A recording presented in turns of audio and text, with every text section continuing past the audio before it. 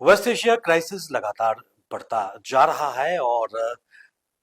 इसका सीधा सीधा असर न केवल भारत बल्कि जम्मू कश्मीर के वो परिजन जिनके बच्चे इस वक्त ईरान में पढ़ रहे हैं लगातार सरकार से गुहार लगा रहे हैं कि उनके बच्चों की सकुशल घर वापसी हो सके। और ऐसे में कल कई परिवारों को ये खुशखबरी मिली है कि कई बच्चे दिल्ली पहुंचे और अब वो अपने अपने घरों में पहुंच गए हैं और एक सुखद सांस उनके परिजनों ने ली है। आपको बताते चले कि 70 के आसपास ऐसे बच्चे जो ईरान में अपनी पढ़ाई कर रहे थे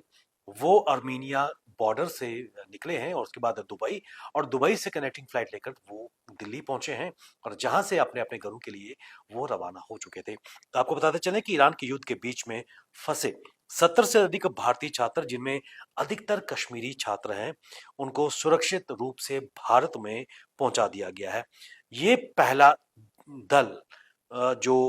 रविवार सुबह इंदिरा गांधी इंटरनेशनल हवाई अड्डे पर पहुंचा था और कई विद्यार्थियों के जो पेरेंट्स थे वो दिल्ली पहुंचे थे और उन्होंने उन बच्चों से मिलकर सरकार का भी धन्यवाद दिया और भावुक पल वहां पर देखने को मिले हैं। जम्मू कश्मीर स्टूडेंट्स एसोसिएशन के राष्ट्रीय संयोजक नासिर खुमैनी ने कहा कि छात्रों को एक लंबी और कठिन यात्रा के बाद भारत लाया गया और ये यात्रा अर्मीनिया और दुबई के रास्ते करवाई गई और इसमें संबंधित अधिकारियों ने बहुत सपोर्ट दिया। एक्सटर्नल अफेयर्स मिनिस्ट्री की अगर बात करें एक अहम भूमिका इस युद्ध में खासकर मिडिल ईस्ट क्राइसिस में इन बच्चों को वहां से निकाला गया और ये छात्र ईरान के अलग अलग शहरों से बसों के जरिए पहले ये अर्मीनिया पहुंचे, वहां से इनको दुबई लाया गया और दुबई से फिर कनेक्टिंग फ्लाइट के जरिए ये दिल्ली पहुंचे हैं और 70 के आसपास ये बच्चे हैं। और आपको बताते चलें कि जो नासिर खुमैनी हैं जो जम्मू कश्मीर स्टूडेंट्स एसोसिएशन के राष्ट्रीय संयोजक हैं, उन्होंने कहा कि लगभग जो अधिकतर छात्र हैं ईरान की विभिन्न यूनिवर्सिटीज में पढ़ाई कर रहे हैं जिनमें उर्मेनिया यूनिवर्सिटी ऑफ मेडिकल साइंसेज और Tehran university of medical sciences के समेत कई अन्य यूनिवर्सिटीज के बच्चे हैं जिनको सकुशल निकाला गया है। और सुरक्षा स्थिति बिगड़ने के बाद ईरान में भारतीय दूतावास ने पहले ही कई छात्रों को सुरक्षित स्थानों पर पहुंचा दिया था। तो कुल मिलाकर government of India ministry of external affairs की अगर बात करें, क्योंकि जब भी इन अंतर्राष्ट्रीय स्तर पर कॉन्फ्लिक्ट होता है तो उसका प्रभाव सीधे सीधे वो भारतीय या तो जो वहां पे रह रहे हैं या वो विद्यार्थी जो हायर एजुकेशन के लिए वहां पर पढ़ रहे हैं उनको दुश्वारियों का सामना करना पड़ता है। और आपको याद होगा कि यूक्रेन क्राइसिस में किस प्रकार भारत ने ऑपरेशन गंगा लॉन्च किया था और एन मास फ्लाइट्स में जो भारतीय मूल के नागरिक थे, लोग थे, छात्र थे, उनको वहां पर सकुशल निकाला था। और ऐसे में अभी भी जो पेरेंट्स हैं अधिकतर जो कश्मीर से जिनके बच्चे इस वक्त ईरान की विभिन्न यूनिवर्सिटीज में पढ़ रहे हैं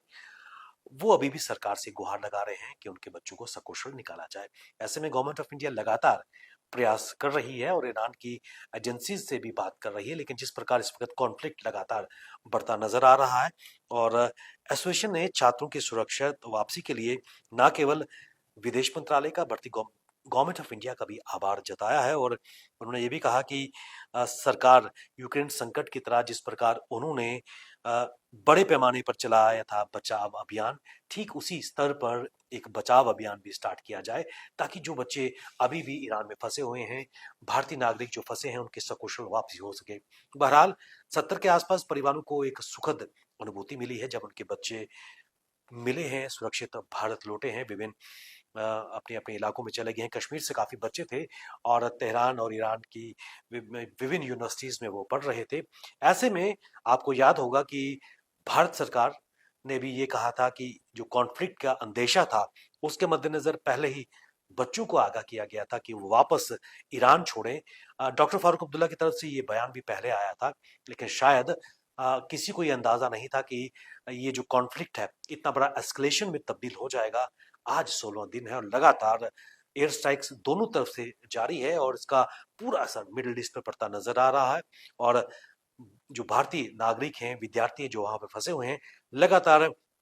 गवर्नमेंट ऑफ इंडिया के संपर्क में हैं, उनके परिवारजन भी लगातार प्रयास कर रहे हैं कि उनकी सकुशल वापसी हो। और ऐसे में गवर्नमेंट ऑफ इंडिया ने हमेशा जब भी ऐसी क्राइसिस अंतर्राष्ट्रीय स्तर पर हुई है तो इन बच्चों को नागरिकों को वापस लाया है और उम्मीद है कि ये